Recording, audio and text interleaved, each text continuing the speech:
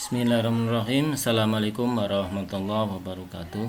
Pada kesempatan hari ini akan saya sampaikan tentang statistik terkait dengan uji multikoliniaritas data. Data di dalam statistik atau dalam penelitian kuantitatif itu ada data primer dan data sekunder.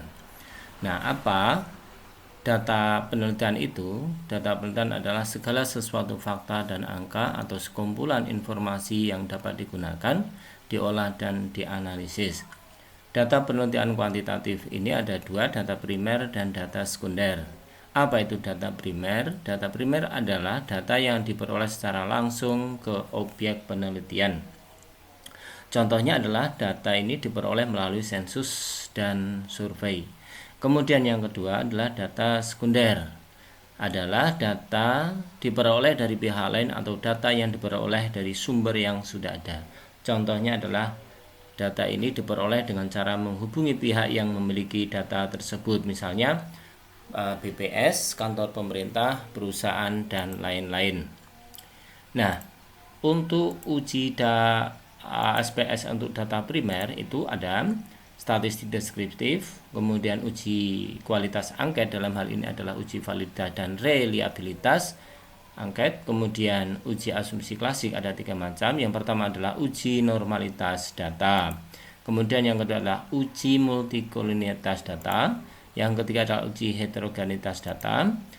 Kemudian setelah itu kemudian dilanjutkan ke regresi linear ganda. Kemudian uji hipotesis ada 2 macam, uji T dan uji F, dan yang terakhir adalah uji koefisien determinasi. Sekarang untuk uji SPS untuk data sekunder, yang utama statistik sama, kemudian uji asumsi klasik ada 3 macam, uji normalitas data, uji multikoliniaritas data, kemudian uji heterogeneisitas data, kemudian ditambah yang ini yang beda ya, uji autokorelasi. Kalau yang data primer itu tidak ada uji autokorelasi, tetapi dalam data sekunder itu ada uji autokorelasi. Kemudian yang sekunder itu enggak ada uji validitas dan reliabilitas instrumen, itu tidak ada karena datanya sudah disediakan oleh BPS ya, oleh perusahaan dan lainnya. Kemudian yang dilanjutkan ke uji linear berganda, kemudian uji hipotesis, dan ada uji T dan uji F, dan yang terakhir adalah uji koefisien determinasi. Contoh penelitian misalnya, saya punya contoh penelitian adalah regresi berganda, yaitu pengaruh X1 dan X2 terhadap Y. Nah, terus kemudian, ini rumus untuk nanti akan kita baca tabel, L tabel, kemudian T tabel, dan F tabel. Nah, di dalam uji multikoliniaritas data, pengertiannya adalah untuk menguji apakah pada model regresi berganda ditemukan adanya korelasi antar variabel independen. Jadi X1 dan X2 itu apakah ada korelasinya, maka dinamakan terhadap problem multikoliniaritas atau dinamakan multiko. Kemudian ada 2 cara, yaitu metode yang pertama adalah kolom FIF dan toleransi, kemudian yang kedua adalah besaran korelasi antar variabel independen. Kemudian di dalam uji pertama pada kolom FIF dan toleransi, itu suatu model regresi bebas multiko adalah mempunyai nilai FIF atau varian inflation factor harus lebih kecil dari 10, kemudian mempunyai angka tolerans harus lebih besar dari 0,1. Kemudian untuk yang besaran korelasi antar variabel independen, suatu model regresi bebas multiko syaratnya adalah koefisiennya adalah harus lemah ya, itu di bawah 0,5. Jika korelasi kuat, maka terjadi problem multiko. Maka salah satu variabel tersebut harus dikeluarkan dari model karena menjadi variabel pengganggu.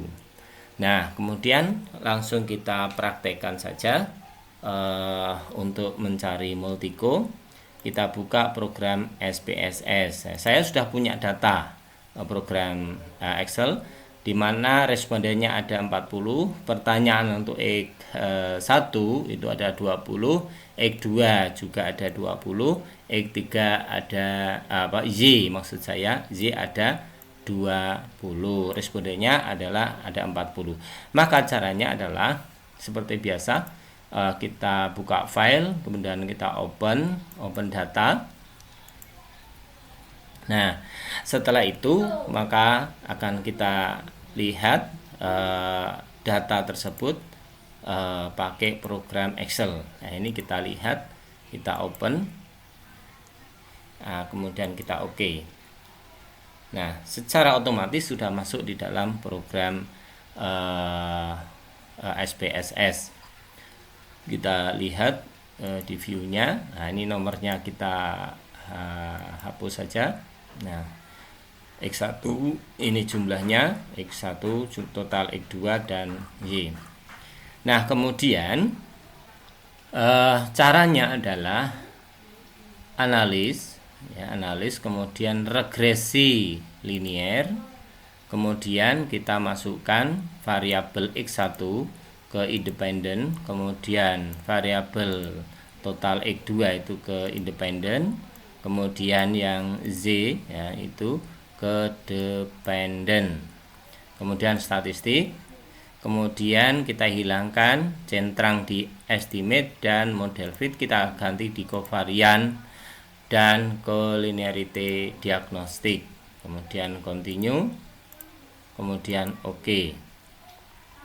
Bagaimana cara bacanya adalah di collinearity statistik, FIF dan tolerance, di mana FIF itu rumusnya adalah lebih kecil dari 10 ya.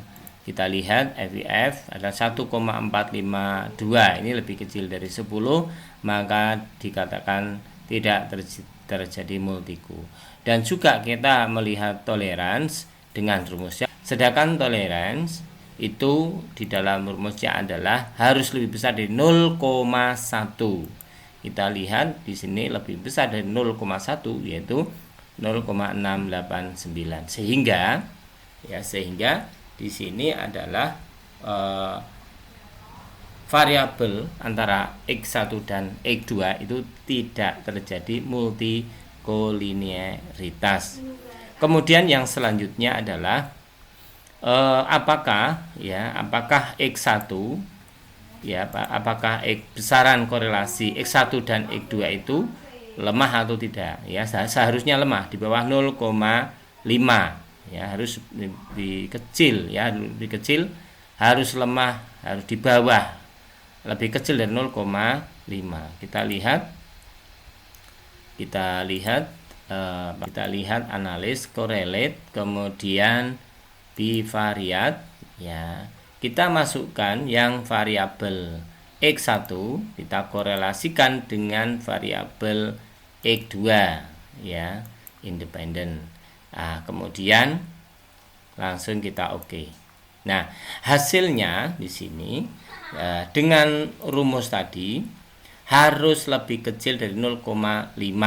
Kita lihat di sini hasilnya adalah 0,558. Nah, ini signifikan, ini di 0,58 itu di atas atau lebih besar dari 0,50, sehingga dari lihat korelasi di sini ada gejala multiko ya, multiko. Nah, ini ya multiko, tapi kecil ya, multikonya kecil. Mungkin itu saja yang bisa saya sampaikan. Demikian, terima kasih. Kita tutup dengan bacaan hamdalah. Alhamdulillahirabbil alamin. Wassalamualaikum warahmatullahi wabarakatuh.